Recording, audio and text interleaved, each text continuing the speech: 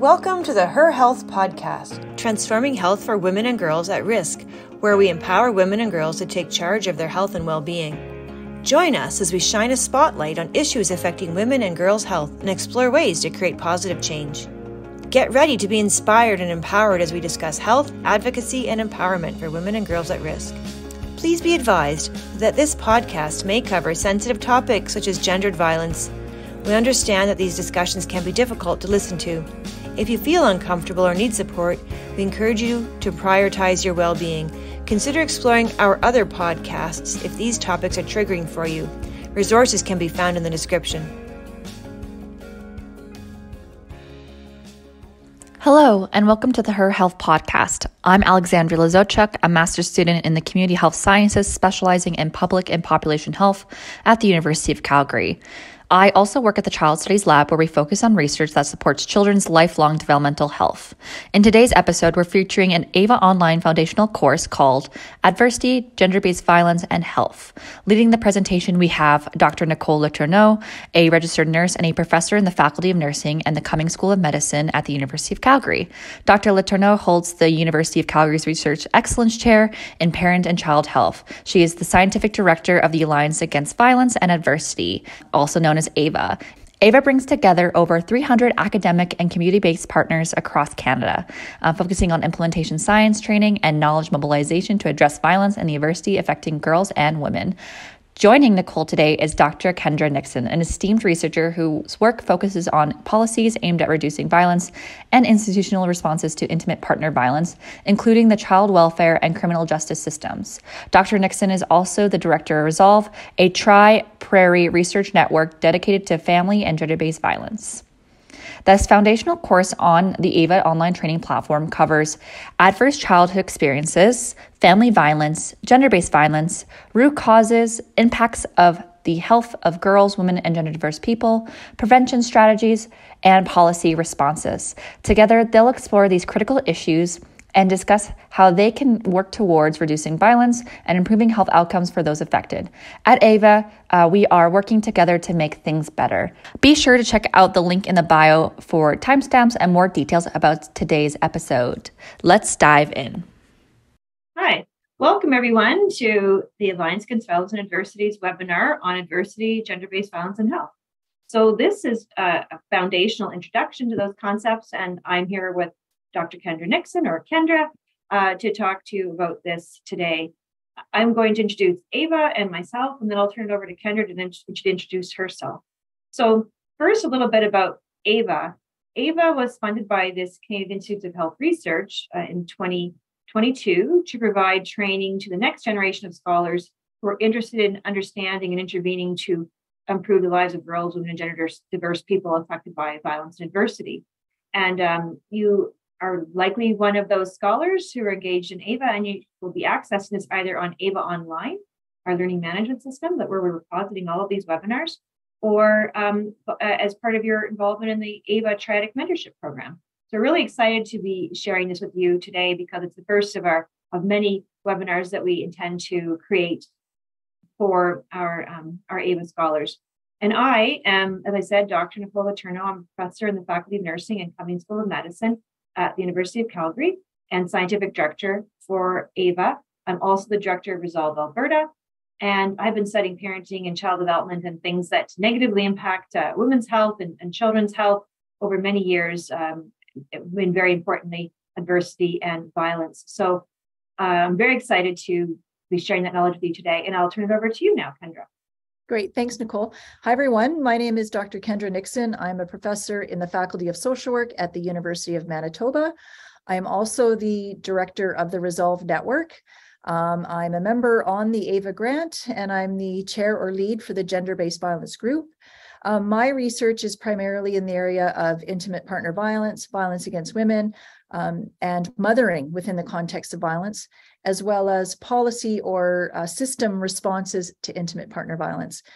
So before we proceed, we would like to acknowledge the traditional territories that we are each located on. As I said, I am coming from Winnipeg, Manitoba today, Treaty 1 territory. And I'm coming to you today from the traditional territory of the Blackfoot Confederacy, the Tsuut'ina, the Nakota Nations, the Métis Nation, Region 3, and all the people who make their home in Treaty 7, and just very grateful to the work, live, and play and this wonderful part of the world. So in terms of a brief agenda or overview of today's presentation, Nicole will be presenting on ACEs, as well as family violence.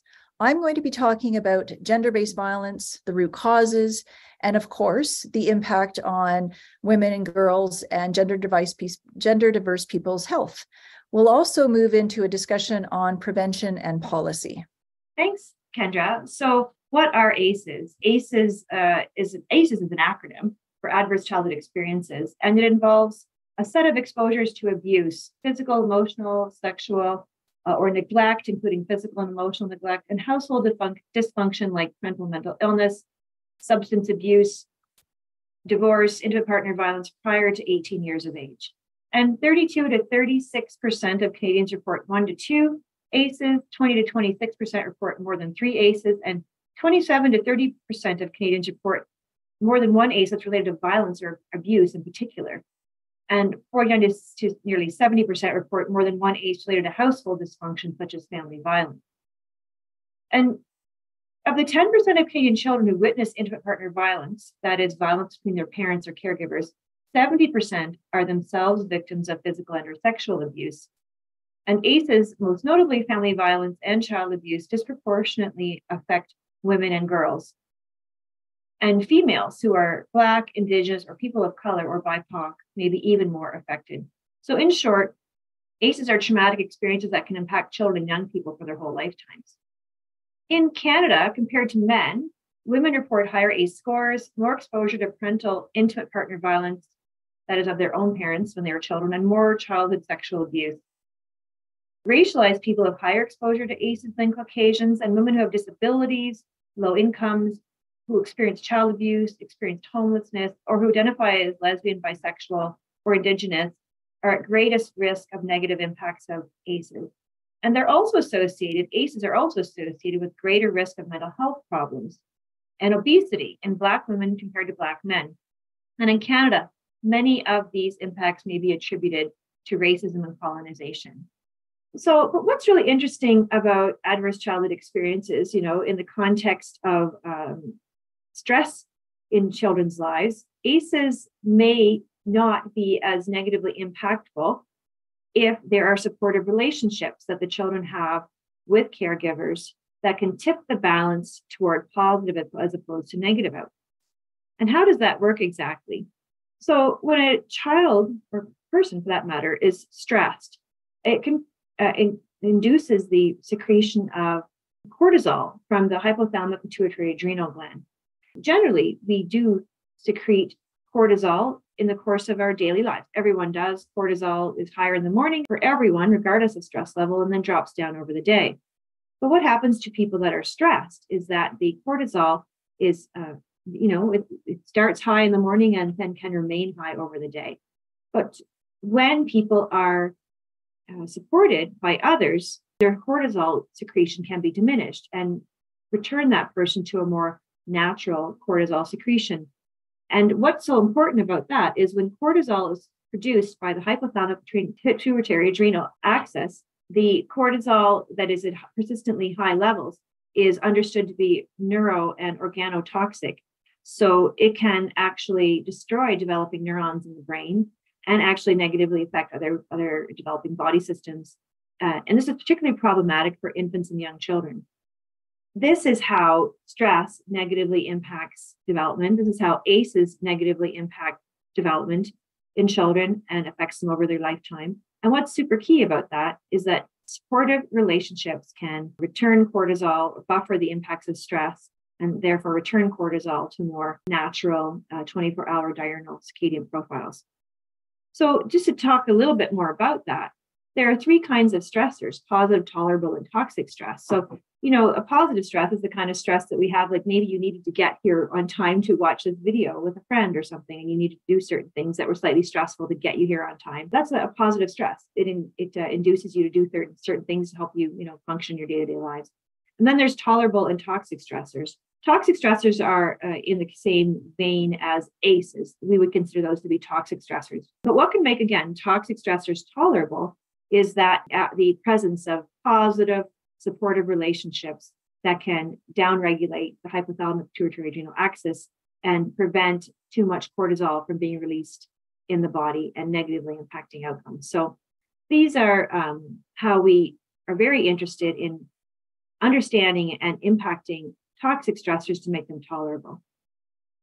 And just to kind of keep on with the same topic of how cortisol is neurotoxic, you can see here in this diagram that at birth, to 3 years and 14 years of age, you see that there is neuronal proliferation followed by neuronal pruning that occurs in the presence of experience. And so there's a lot happening with neurons between birth and adolescence, and indeed over the lifespan. And when there's too much cortisol circulating through the body, it can negatively impact this normal neuronal proliferation and pruning in a way that can negatively impact the person's brain health, mental health, physical health over their lifetime. So this is the mechanism to explain how it is that stress can negatively impact development over time through the hypothalamic pituitary adrenal axis, and how the cortisol is neurotoxic and can interfere with the natural sequences of neuronal proliferation and pruning. And just again, to even speak a bit more about this, you see a normal neuron that has many connections here on the top images, and then a neuron that's affected by a person who has neurons then that are both, affected by stress, and particularly in the prefrontal cortex and the hippocampus, parts of our brain that are very important for higher level functions like executive function. You see that too much cortisol damages the neuron. There's fewer connections, fewer branches on the lower neuron. And that's exactly what I mean by neurotoxic. So the neurons in the child have fewer branches, and that's attributed to the higher circulating cortisol associated with toxic stress. Okay, so, and what's again so important about this hypothalamic pituitary adrenal axis? So there's sensitive periods of enhanced brain plasticity that are vulnerable to the long-term effects of cortisol, and overactivation of this hypothalamic pituitary adrenal axis is related to decreases in brain volume. So you actually have smaller brains as a result. Inhibition of neurogenesis, so fewer neurons, disruption of plasticity, or the ability to reform or form new connections in the brain, and abnormal synaptic connectivity. And so that really explains the literature on how it is that adverse childhood experiences, toxic stressors really negatively impact outcomes. And we thought it would be of interest to you to potentially do an ACE survey to determine what your own ACE score is. And there are 10 questions on the ACE survey, and the more times a person responds yes, the more adverse childhood experiences they're likely to have. And there's a lot of evidence to suggest that the higher your ACE score, the more at risk you are. But again, bear in mind that the presence of supportive relationships can certainly buffer the impacts of the stress that you might have experienced even on outcomes. So it's not a fait accompli. It's definitely a probabilistic approach that everyone understands applies to how ACEs impact outcomes. About family violence. So family violence is a specific adverse childhood experience, but can certainly happen outside of childhood. It's physical, sexual, or emotional abuse or neglect by an individual to control and or harm a family member or someone with whom they have an intimate relationship. And it's the most common form of violence experienced by girls and women, accounting for 33% of female victims of violence. And girls and women who are BIPOC or gender diverse people are most affected due to additional health inequities that they're likely to experience. And as an ACE, family violence negatively impacts lifespan health of girls, women, gender diverse people, and their children, with negative intergenerational impacts from mental and physical health. I'm going to speak first about the influence of family violence on infants who are birthed to 2 years of age, and particularly focus on the security of attachment and behavioral and social emotional developmental outcomes from exposure to family violence. So, security of attachment. Studies have examined the influence of intimate partner violence between child's parents on the security of attachment between infants and their parents. Usually their mothers have been studied. And in one case, a study of women who were assessed during pregnancy and then yearly when their infants were 1 to 4 years of age revealed that trajectories of intimate partner violence exposure predicted attachment patterns. So positive outcomes, including being securely attached, over those multiple assessments, or a trend towards secure attachment, was related to low levels of infant partner violence experienced by the child. But interestingly enough, income increasing over time was also a predictor of security of attachment in those same children exposed to infant partner violence. So suggesting a potential moderating factor to consider. And that will come up later in the talk. So further studies of the security of attachment have been done. And meta-analyses, in fact, of association between insecure attachment in infancy and later outcomes have identified links to children's anxiety and other internalizing behavioral problems, externalizing problems and behaviors, and poor social confidence with peers, and even later delinquency. One meta-analysis of children in families who were maltreating revealed that children were more likely to be insecurely attached or to have disorganized attachment patterns. And disorganized attachment has been most consistently linked to psychopathology. So disorganized attachment is a pattern of attachment in which the child has struggled so much to create a pattern of interaction with their caregiver that you can only call it disorganized. It doesn't seem to organize around anything. In contrast to a secure child behaves in certain ways that show the child feels confident in the responsiveness and sensitivity of their parent to their needs. And insecure children demonstrate behaviors that show that they're expectant and confident that their parents will respond to their needs inconsistently or not reliably. But disorganized attachment is, in contrast, those organized type patterns I just described. It is unorganized, and it's because of the stressors and often chaos in the family of origin. And this is, as you can imagine, concerning attachment pattern that's most consistently linked to psychopathology, including things like schizophrenia. And just going back a little bit, other social emotional outcomes associated with exposure to intimate partner violence in 1 to 2 year olds include problems with emotion regulation, separation anxiety, and difficult temperament, such as excessive crying, fussiness, and irritability. So the attachment patterns that the children present can also be related to some of these other behavioral problems around emotion regulation, difficult temperament, and so on. Speaking of behavioral and social emotional development, in examining associations between either intimate partner violence of a physical or psychological nature, like emotional abuse, both were associated with greater behavioral problems in children, particularly social emotional problems, behavioral problems, or delays in 1 to 2 year olds. However, mothers' reports of child maltreatment moderated associations between exposure to IPV and children's behavioral problems. That is, the associations were strongest among children whose mothers also engaged in corporal punishment or physical violence. And in keeping with this theme, relationships were observed between IPV or intimate partner violence exposure in pregnancy and infants externalizing behavior. So how difficult they presented, for example, to the parent, how much crying they presented to the parent. However, parenting practices were linked to security of attachment, and that may have mediated this association. And in another study of 1 to 3 year old children exposed to IPV have significantly higher levels of adjustment problems, particularly atypical or maladaptive behavior, such as making odd sounds or repetitive movements, which actually are something you also see with children who have disorganization as an attachment pattern. And indeed, even trauma symptoms such as social withdrawal have been observed in infants exposed to IPV. So now I'm going to speak about the influence of family violence on preschool children who are 3 to 6 years of age, and I'll focus on trauma, cognitive development, behavioral and social emotional development, and physical health. In a study that included both infants and preschoolers from 1 to 7 years of age, approximately half of the children exposed to intimate partner violence each time point developed some trauma symptoms, and frequency of IPV witnessed was associated with more PTSD symptoms. And maternal and child PTSD symptoms were correlated, suggesting that young children may be particularly vulnerable to relational PTSD due to their close physical and emotional relationship with their parent. And children exposed to IPV are also at increased risk for exposure to additional traumatic events, such as sexual assaults by family members, physical assaults, serious accidents, and other life-threatening illnesses, which likewise further increases the likelihood of having PTSD symptoms. And thus, those exposed to both IPV and additional traumatic events had higher rates of PTSD diagnoses, traumatic stress, and dissociative symptoms, and internalizing, externalizing behaviors with moderate to large effect sizes. Again, in the context of trauma, dissociative symptoms associated with PTSD, including selective memory loss, self-detachment, and distorted perceptions of reality, are associated with disruptions in cognitive functioning and poor development and maintenance of interpersonal relationships.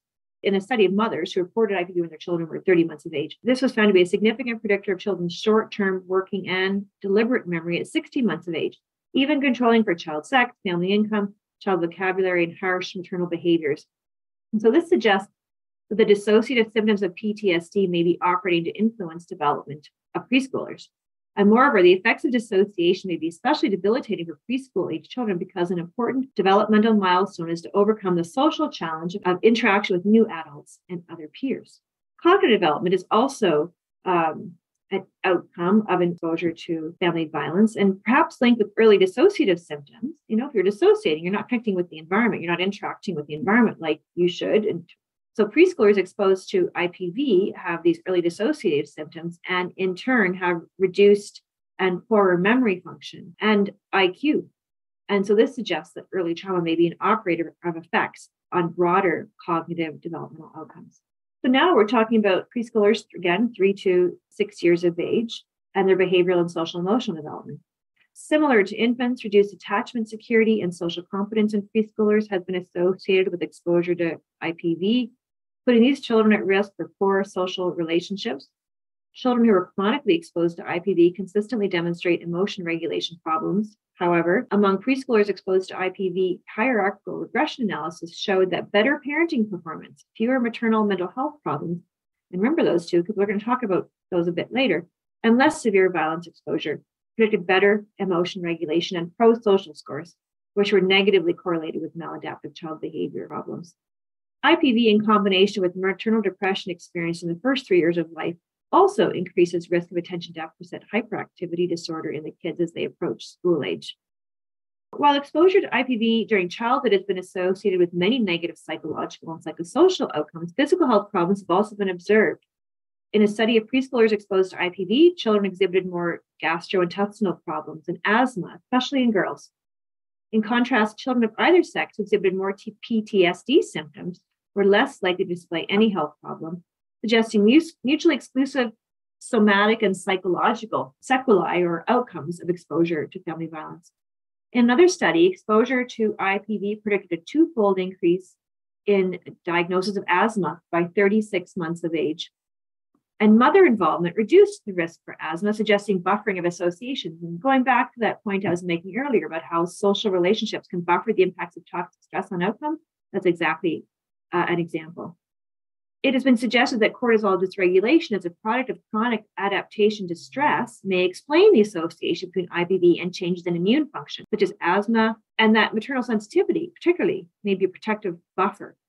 And in another study of health outcomes, an association between exposure to IPV and obesity in preschoolers was observed, even when family risk factors for obesity were considered. Now we'll talk about the influence of family violence on school-age children and focusing on physical and mental health, cognitive development, behavioral and social emotional development, and risk and protective factors. With respect to the influence of family violence on school-age children's physical health, there's evidence of physical effects of toxic stress due to IPV in school-age children, and it's been linked to a wide variety of health concerns and illnesses. Accelerated telomere length, so that's how the little things at the end of G that predict health and longevity, have been found that these telomere lengths have found to be declining in children exposed to IPV, which in turn has been linked to later cardiovascular disease, obesity, and diabetes. Children exposed to IPV are also more likely to experience eating, sleeping, and pain problems, like unexplained gastrointestinal, digestive problems, and headaches. They're also at higher risk for bedwetting and weight problems, asthma, and allergies. So the mental health effects of IPV on children are also very variable. Internalizing problems such as depression and anxiety, externalizing problems such as angry outbursts, bullying, and noncompliance with parents or other adults' requests have been studied most often, have been found to worsen over time as children grow older. And work on adjustment profiles of children exposed to intimate partner violence has found that some children demonstrate both internalizing and externalizing difficulties, which is a great concern. So with respect to mental health, these children are more likely to demonstrate traumatic stress symptoms and to be diagnosed with PTSD, just like when they're younger, than non-exposed children. There's also evidence of differing trajectories of anxiety and depression throughout childhood and beyond, but those children who report more support from family members also reporting better mental health outcomes over time. Again, speaking to that buffering by social relationships. Lastly, older children exposed to IPV are more likely to engage in self-harm and talk about suicide, as well as engage in suicide ideation and suicidal behavior. With respect to cognitive development, exposure to IPV affects children's academic performance and their cognitive functioning. And one study found that more than 20% of school-age children reported one or more educational difficulties, and nearly half were found to have a specific learning problem. Other work has suggested that exposure to IPV is linked to difficulties in executive function, which includes abilities such as planfulness, organization, and task completion. With respect to behavioral and social emotional development, IPV has been linked to lower self-esteem in school-age children and to sometimes have long-lasting effects on self-esteem into adulthood.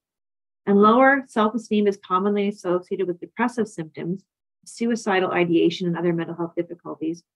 Higher self-esteem, in contrast, in children exposed to IPV is often associated with greater resilience or fewer adjustment problems.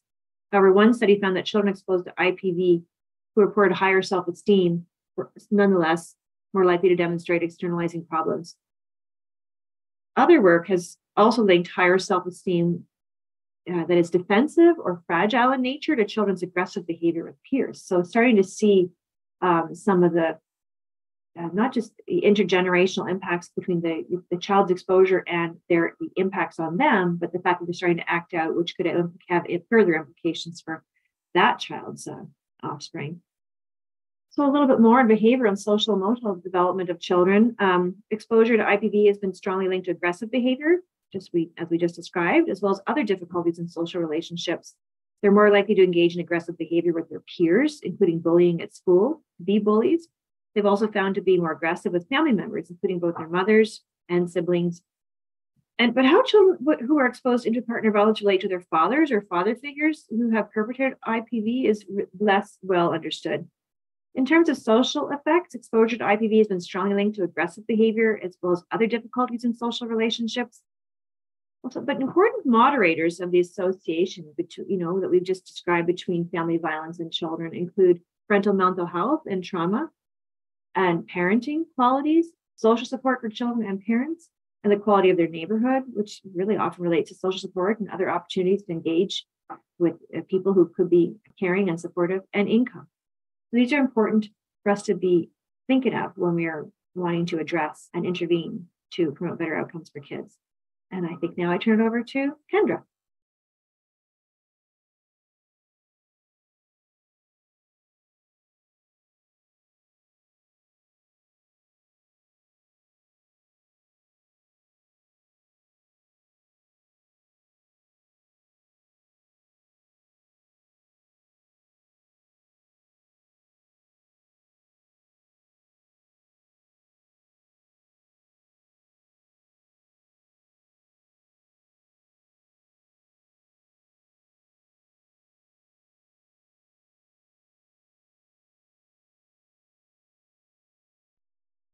Thanks, Nicole. That was great. So Nicole, for the most part, talked about the impacts of family violence and perhaps more narrowly, intimate partner violence on children of different ages and developmental levels.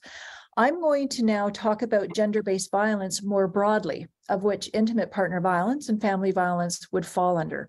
As Nicole kind of alluded to in her presentation, intimate partner violence or family violence is gendered. It is a form of gender-based violence. And so what do we mean by gender-based violence? Gender-based violence is really violence perpetrated against another person primarily because of their gender, their status in society as a woman, girl, man or boy, or non-binary gender diverse individual, or based on their gender expression or gender identity or perceived gender. Just as the title implies, the violence is rooted in gender inequalities between women and men. Men and women have unequal distribution of powers, both at home, in terms of caregiving responsibilities, for instance, and in public spaces. So, for instance, those who occupy positions of power and positions of decision-making. So gender-based violence takes many forms. We have many listed here on this word cloud. So from instance of physical violence, domestic homicide, forms of sexual violence, emotional, psychological, and financial, which we'll talk about in the next slide. many forms of gender-based violence happens in different areas of people's lives. So for instance, gender-based violence can occur within romantic or intimate relationships. So as Nicole talked about, intimate partner violence or family violence happens in families. So in the domestic sphere, it can happen in the workplace in terms of sexual harassment. Violence can happen between friends, acquaintances, and strangers. Again, it often occurs in private places between people who know each other, especially in the case of child sexual abuse and intimate partner violence. Those are two forms of gender-based violence that I'm going to highlight later in the presentation. And those are primary forms of violence that do tend to occur within domestic spheres or perpetrated by people who are known to the victim or survivor. So just quickly, here are kind of the major categories of gender-based violence. And certainly these aren't exhaustive lists. It also includes reproductive coercion, where women, for example, are forced to undergo an abortion or forced to use or not use contraception.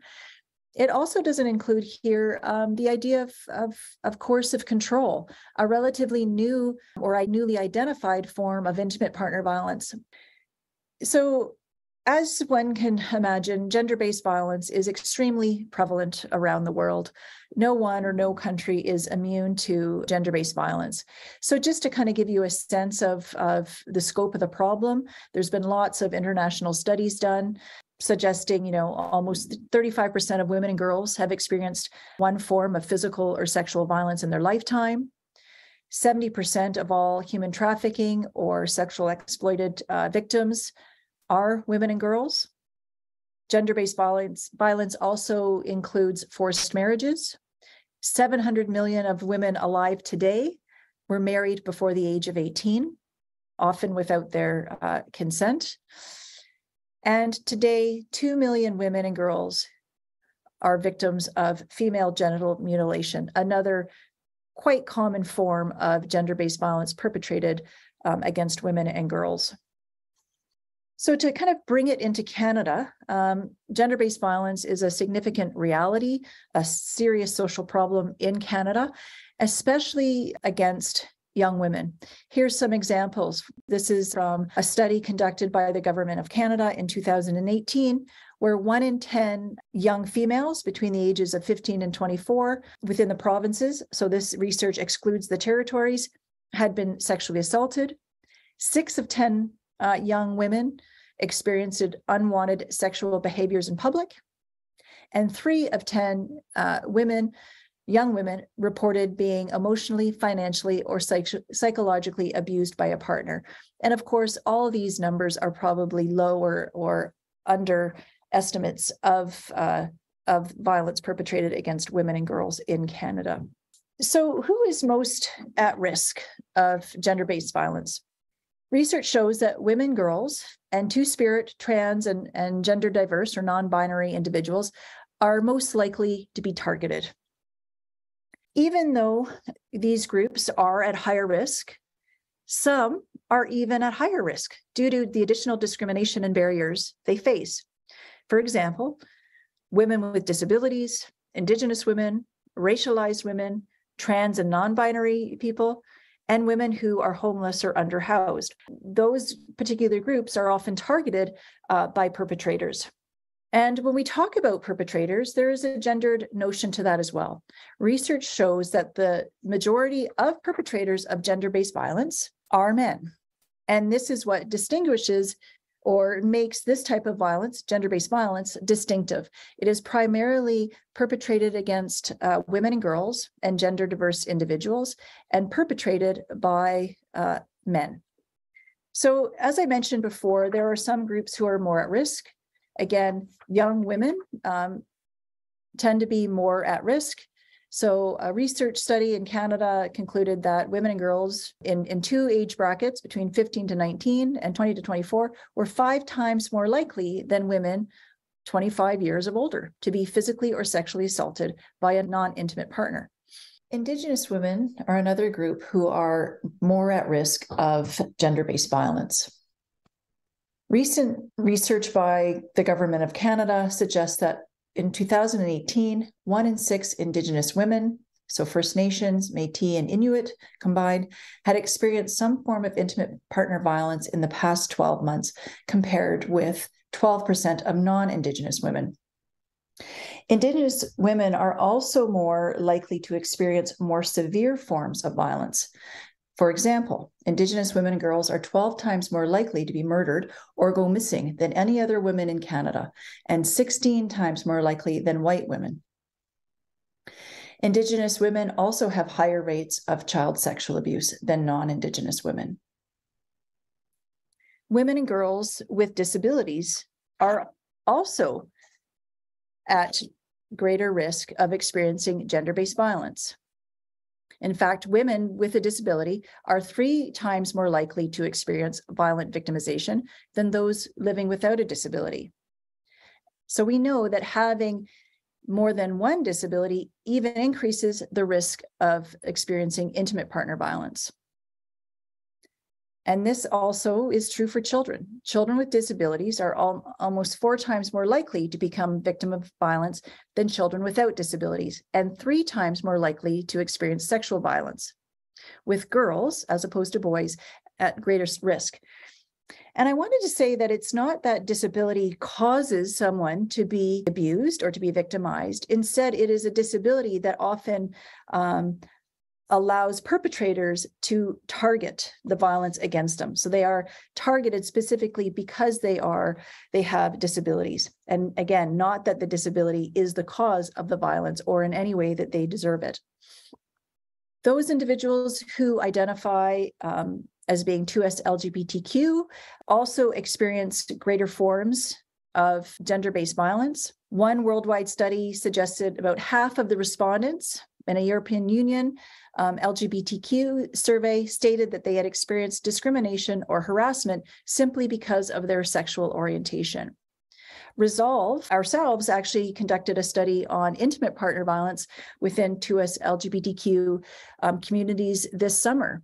And we found that those who identified as 2S LGBTQ also experienced the same types of abuse or violence as heterosexual survivors, including physical abuse, emotional abuse, psychological abuse, sexual abuse, financial, religious, or spiritual, and abuse and coercive control. So in addition to experiencing forms of violence perpetrated within heterosexual relationships, we found that those who identify as 2S LGBTQ identified unique or additional forms of abuse based on their gender identity and or sexual orientation. So for example, that might include, feelings of shame and stigma, being discredited based on their gender expression or sexual orientation, or experiencing threats of being outed. We know that those who identify as 2S LGBTQ experience forms of violence. They also experience different forms of violence, and they also have different experiences of reporting, that they are fearful of reporting to police or accessing shelters, for example, for fear that their particular realities or needs will not be addressed. And it's also important to note that 2S LGBTQ plus persons also experience very severe forms of violence, including homicide. Between 2008 and 2014, 1,612 transgender people specifically were killed around the world, which is a shocking statistic. So again, when we look at who is most at risk of gender-based violence, it's really important to adopt an intersectional lens. So basically, intersectionality is the interconnection of race, class, and gender, or other social locations, among an individual or group. And it is these intersectionalities that often expose or allow groups to be targeted by perpetrators, to be victimized. Having an intersectional lens, it helps us to examine how forms of privilege and disadvantage, so not just forms of oppression, but also forms of privilege, shape survivors' experiences of trauma and recovery. So it impacts people's access to resources that would support their journey of recovery and healing. So we know oppression takes various forms, again, sexism, racism, and occurs not only at the personal level, but at institutional levels. right? So we see racism occurring within institutions, for instance, the police, healthcare systems, within policies as well. So it is these kind of different forms of oppression that interact and shape a person's sense of power, resilience, and well-being. And again, their access to services or supports. So for instance, someone may not reach out or disclose to police because they're fearful of police because of racism, for fear of experienced racist police responses, or their community has experienced police responses that were racist. So that prevents them from reaching out. And more broadly, the advantages and disadvantages in the distribution of social resources, for example, one's income, can also affect individuals' mental health and well-being and can certainly impact their experiences with violence. So it is really important to look at intersectionality. And the more kind of these more disadvantaged social locations, the more targeted, I don't like to use the word at risk, the more targeted they are. So for example, the picture here that we have, or the graphic, nearly 9 in 10 Indigenous women with a minority sexual identity, for example, lesbian, gay, or bisexual, experience more intimate partner violence in their lifetime, compared with almost 60% of heterosexual Indigenous women. Similarly, Indigenous women with a disability are more likely to have been victims of intimate partner violence than Indigenous women who do not have a disability. So it's really important for us to look at different forms of oppression as well as privilege and adopt an intersectional lens when we're working with survivors of gender-based violence. So as I mentioned before, we're going to just highlight very briefly 2 forms of gender-based violence that we think are quite relevant and should be noted. And the first is child sexual abuse. So Nicole talked about family violence occurring and perpetrated against children. Child sexual abuse is a form of family violence, and it is quite common in Canada. I'm looking at the most recent statistics, which is over 10 years old, but suggests that 1 in 4 girls and 1 in 6 boys has been sexually abused by their lifetime, by the time they turn 18. We know that children represent over half of all police-reported sexual violence, and this is, to me, a very staggering statistic. Even though children or youth make up 20% of the Canadian population, they actually represent 55% of people who experience sexual violence. And of these, the majority are girls, 81% are girls. And even further, it is Indigenous girls and girls with disabilities that are most likely to be targeted. And as Nicole talked about the health impacts or developmental impacts of experiencing family violence, likewise, experiencing sexual violence has profound impacts on children, including aggression, hyperactivity, sexually acting out, but can also lead to longer-term impacts such as depression, anxiety. When they're older, could lead to further mental illness, including substance use and suicidality. So there are impacts that are more short-term, but also negative outcomes that last well into adulthood for survivors of child sexual abuse. Next, I want to talk about intimate partner violence. Intimate partner violence is probably one of the most prevalent forms of gender-based violence in Canada. When we speak of intimate partner violence, we're also speaking about spousal assault or domestic violence, and includes multiple forms of harm. Again, physical forms of violence, including domestic homicide, sexual violence, emotional, psychological harm, and financial abuse and financial violence. So in terms of the prevalence, again, one of the latest Statistic Canada research suggests that in 2018, more than 4 out of 10 women, so approximately 6.2 million, experienced some form of intimate partner violence in their lifetime. And so this is a significant group of women. We know that intimate partner violence is one of the more common forms of violence reported to the police. And again, it's very gendered. Almost 80% of those who report intimate partner violence to the police are women.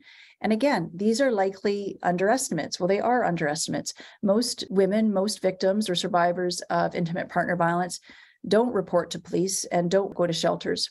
And I think it's really important to note that women living in the prairie provinces tend to experience the highest levels of intimate partner violence, including domestic homicide. And of course, that's even more prevalent for Indigenous women. So I briefly just want to mention coercive control. Coercive control is a relatively new form of violence that we've identified and is being recognized. Coercive control is a pattern of behavior a perpetrator uses to gain control and power by eroding their victims' or partner's autonomy and self-esteem. And coercive control is insidious because it assumes more non-physical and subtle forms of violence that often bystanders or outsiders can't see, including monitoring their partner's whereabouts or activities, exerting financial control, isolating them from family and friends or workplace, using threats or intimidations against them, and sexual coercion. So again, that reproductive coercion where women are denied, say, access to contraception, as an example. It is not yet a form of violence recognized by the criminal code in Canada, although it is before the legislature to amend the criminal code to include coercive control. It is, however, a crime in some European nations, including Scotland. So what causes gender-based violence? Gender-based violence, as I said, is about the unequal power emerging from rigid forms of gender discrimination and gender stereotypes. It is not based on personal characteristics of either victims or survivors or of perpetrators per se, but it is a type of violence that is embedded in our cultural, legal, economic, and political norms. So for instance, in terms of cultural factors, we still have very patriarchal and sexist views. There are gender stereotypes and prejudice. There are certain rigid roles of what constitutes feminine and masculine.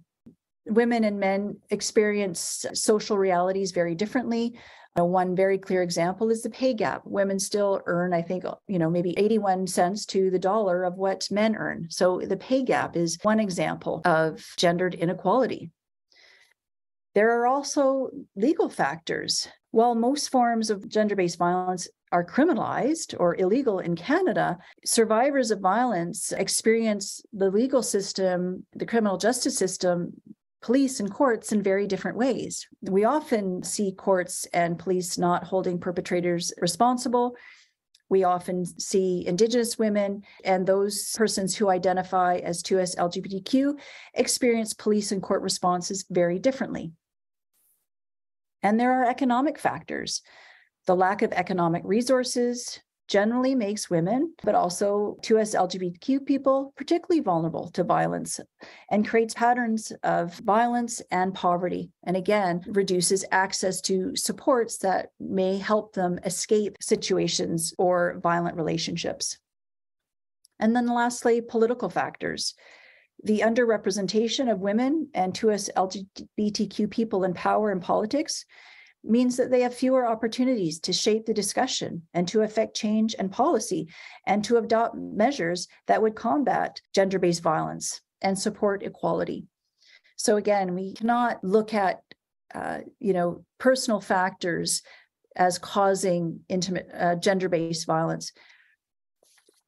Again, gender-based violence is embedded in unequal power within our society that is embedded in social and economic institutions, which I've just mentioned. So why is it important for us to look at gender-based violence? Well, I think for one, because it is completely preventable. Our courts and institutions, for instance, police, can hold perpetrators and people accountable. We can provide services and supports for survivors, and we can provide access to financial resources so survivors can escape violent relationships, violent homes, and violent situations. So we can prevent gender-based violence. But it's also important because it's very costly. It costs women their lives. In Canada, a woman is killed every 6 days by her intimate partner. If we look at gender-based violence more broadly, one woman or girl is killed every 3 days. We know that gender-based violence affects not only victims and survivors, but affects their loved ones, namely their children. Nicole just detailed the numerous impacts of exposure to violence on children. The economic costs are also enormous. A study done quite a while ago, which was actually, I think, probably the last study to look at the cost of gender-based violence, was in 2009. It was estimated that almost $7.5 billion is spent to deal with the aftermath of spousal violence alone. So not even looking at gender-based violence, just specifically looking at intimate partner violence. Societal costs are monumental. You think about the healthcare costs, mental health supports, the costs to process these cases through the criminal justice system, and of course, lost workplace productivity. So all of this suggests that gender-based violence is an extremely important issue that we need to eradicate. I'm not going to go into the impact of gender-based violence in a lot of detail here because I think Nicole did a really nice job highlighting those. But again, gender-based violence is a public health issue. Not only is there short-term impacts in terms of physical injury, but certain long-lasting physical and mental health impacts in terms of disability and disease, and quite ultimately, death. The toll on mental health is extreme. Looking at issues of anxiety, stress, depression, PTSD, sleep disorders, substance use, suicidality, suicidal thoughts, as well as the numerous impacts on children. So the developmental impacts on their mental health, their academic performance, and on their relationships with peers. And again, Nicole did a really nice job highlighting those, so I won't say anything more.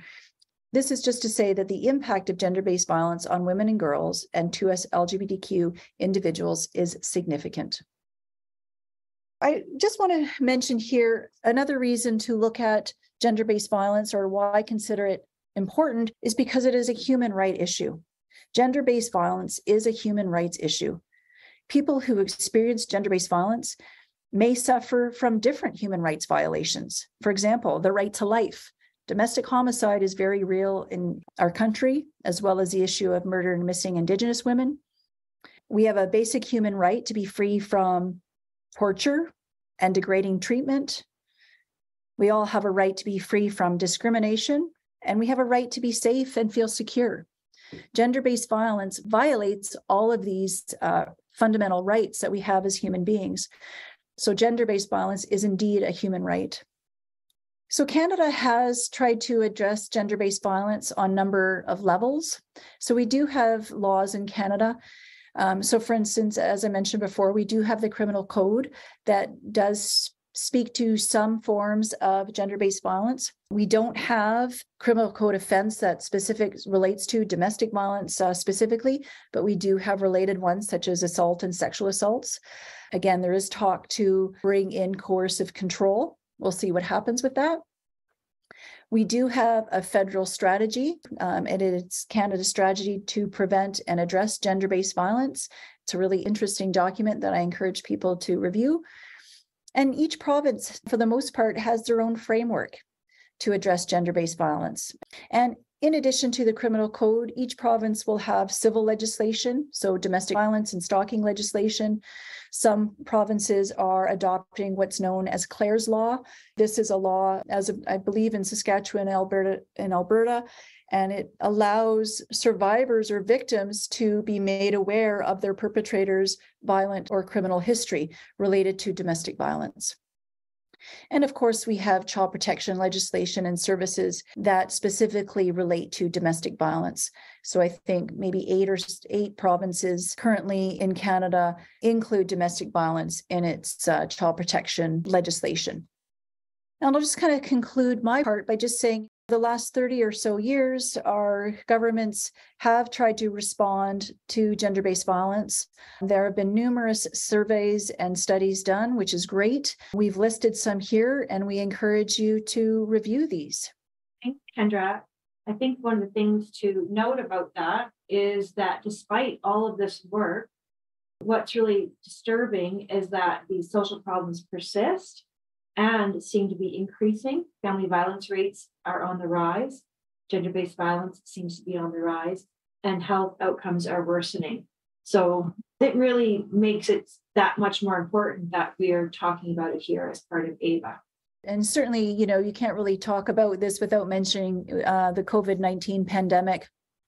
Domestic violence has been kind of coined the pandemic within the pandemic, right? Where COVID-19 restrictions, right, have often isolated a lot of survivors and prevented them from reaching out to seeking supports, and of course, adding to stress within families. So I think something, we certainly need to kind of mention the impact of the pandemic. And we are seeing rates of domestic violence increase since the pandemic. But over to you, Nicole. Yeah, thanks. I'm so glad you brought up the pandemic too. Absolutely, we did see that increases during the pandemic, and we hope they haven't become new habits. But in general, rates are on the rise, and health outcomes are worsening for girls. So, what do we do about it? So, we'll talk a bit now before we conclude here about prevention and intervention. And I wanted to alert everyone to the levels of prevention that are identified by the Centers for Disease Control definitions and adapted from those. And, there's quite a number of levels of prevention ranging from primordial to quaternary prevention. And so I just wanted to give some examples of what those things include. So primordial prevention is intervening before the risk factors occur, such as teaching about healthy relationships and dating teens from a low-risk sample or a non-targeted sample, to use Kendra's language. And then primary prevention is intervening before health effects occur, negative health effects occur, that is, of ACEs and violence through, for example, societal education campaigns or behavioral interventions to reduce violence among children. Even the laws could be considered primary prevention. And then secondary prevention is screening to identify diseases, incidences, or problems in the at the earliest stage through screening for ACEs or family violence in primary health care. So, for example, when you go into the emergency room and you're asked if you've been exposed to family violence, that would be a secondary prevention situation. If you have been exposed to family violence, but it'd be primary prevention in a way if you haven't. Hope you follow. Secondary prevention also includes efforts to address and stop ACEs, such as working with parents who are abusive, or treating physical harms from violent encounters, or supporting mothers in shelter to leave and remain safe from the experience of violence from their partner. And then with respect to tertiary and quaternary prevention, this involves managing outcomes of exposures and diseases or problems post-identification, so after the violence has occurred, to slow and stop the negative impacts. So for quaternary prevention, this can involve rehab from serious violence. So, in the case of serious injury, tertiary prevention typically involves treating the diseases and disorders from exposure to violence, such as mental health problems, or working with parents to support children to stop intergenerational impacts, which it's kind of interesting if you're thinking of the children as opposed to the parents as the target. If you're thinking of the child as the target, this could also involve a primary prevention or even primordial prevention. So in working with families, you see the full circle of prevention and intervention here in the sphere of addressing ACEs and violence. So first, teaching parents about serve and return interactions can help buffer the negative impacts of ACEs and violence on children's health and development. At the level of secondary prevention, if the child has been exposed to the risk factors already, or primary prevention, if not exposed.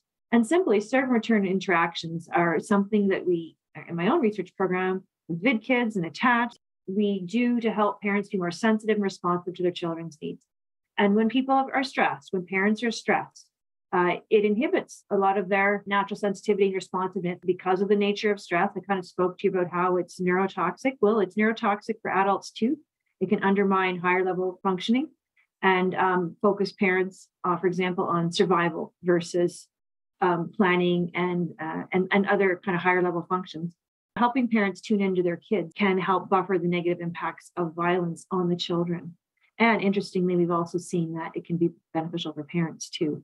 The other thing that's relevant to that, and some of these, the serve and return interactions and 2-gen solutions and the things in the first set of bullets here, a lot of them come from this Science to Policy and Practice document that you see on the screen from the Center in the Developing Child. And I really urge you to read this because they speak about working with 2-gen or both generations, parents and children, including the parent or mother and the child. It's recommended. Also, because you can address prevention at multiple levels if you're working with both parts of, both generations of the family. And we've been doing this kind of work. I just wanted to do a shout out to CUPS, particularly Caroline Donnelly, who's actually on the Attach project, and just Platform Advisory Committee member and participant on AVA. CUPS is there, and Caroline, who's the executive director of CUPS, are part of this work because of the excellent modeling that we think that CUPS does in terms of using research and evidence and practice and organizing and engaging with the university. And Resolve does a terrific job of that too. Resolve is all about working with communities to ensure that community agencies have the evidence they need to deliver the best programs and services. And so essentially kind of going back, Good Kids and Attach are great examples of serve and return interactions, 2-generation solutions, and then they're actually delivered in agencies that are evidence informed and want to work with academic partners. And CUPS, as an example, also supports these same families at risk of or exposed to violence through supporting their income and mental health and providing mental health supports in the perinatal period. I know I mentioned earlier that low income and mental health and perinatal support can all be moderators of the negative association between exposure to violence and outcomes. So these are the things that seem to actually work to buffer the negative impacts of stress on children, women and girls, and gender diverse people on outcomes. And then going to the second set of bullets on the right-hand side, you see that we've got shelters listed there, emergency shelters and second stage shelters. These are obviously secondary prevention strategies. Working with dads, this may be a primary or secondary strategy to address violence, depending on whether the dads have been violent already or not, whether they're exposed to violence or not themselves as children. So hope that makes sense. It's primary prevention if the fathers haven't been violent, but it's secondary prevention if fathers already have. Could even be primordial intervention or prevention if fathers have not been violent or been exposed to violence themselves. And then with respect to building skills for independence, this is a tertiary prevention strategy to enable women who've been abused to have, for example, financial independence, to free themselves from coercive control and many of the other situations that Kendra spoke to us about. And healthy relationships, preventive efforts focused on healthy relationships from infancy to dating to intimate partner relationships can be a primary or secondary prevention strategy depending on whether the risk or the exposure has already happened. And some of the stuff I referred to with Big Kids and Attach are great examples of focusing on healthy parent-child relationships in infancy as a means to buffering the negative impacts of the violence and adversity on children's health and development. And societal and behavioral. Kendra alluded to a lot of this when she was speaking about laws, which I'll again speak to in a second, but public education, for example, or behavioral education for children or dating teens, or for parents who want to break the cycle can be thought of as behavioral interventions or societal type educational interventions. And then leading from those is when we, as a society, decide that this is bad enough, we need to codify it in law to codify those societal and behavioral norms that we expect. That's where the laws come into play. But as Kendra has said, we need new definitions. For example, we need laws to include coercive control, and the criminal code does not have a definition of domestic violence and only considers physical and financial violence, not emotional violence or coercive control. And also we need to consider improvements to how laws are implemented, which can be very problematic. For example, applying for a restraining order when you're in a very stressful, distressing situation, that can be a very big, heavy lift, or application for Clare's Law, which is the right to attain partner's history of domestic violence. So this is some of the key food for thought in terms of prevention and interventions that we intend to work on as part of the AVA team. And we're very excited that you will help us do all this. Oh, and I should just point out that the work that Resolve has been doing that I alluded to support community organizations to use evidence to improve their services and programs is all part of the Alliance of Canadian Research Centres work. And as you may be aware, I hope you are, AVA is co-led by the leaders of all the Alliance of Canadian Research Centres across the country. There's agencies across the prairies, Resolve Alberta, Saskatchewan, and Manitoba, and then British Columbia has a centre, as does Ontario, Quebec, and the Maritimes in the province of New Brunswick. So these are essentially the activities that we focus on in the network. And so with that, thank everyone for listening to us. If you have any questions, do feel free to email me.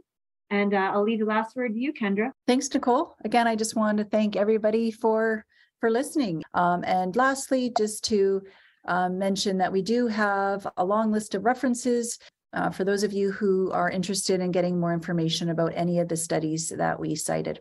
So thank you, everyone, and best of luck in your AVA journey. Thanks, Nicole. Thank you. Bye-bye, all. Thanks for joining us on the Her Health podcast, transforming health for women and girls at risk. Remember, your health matters, and together we can make a difference. Until next time, remember to prioritize your health and well-being.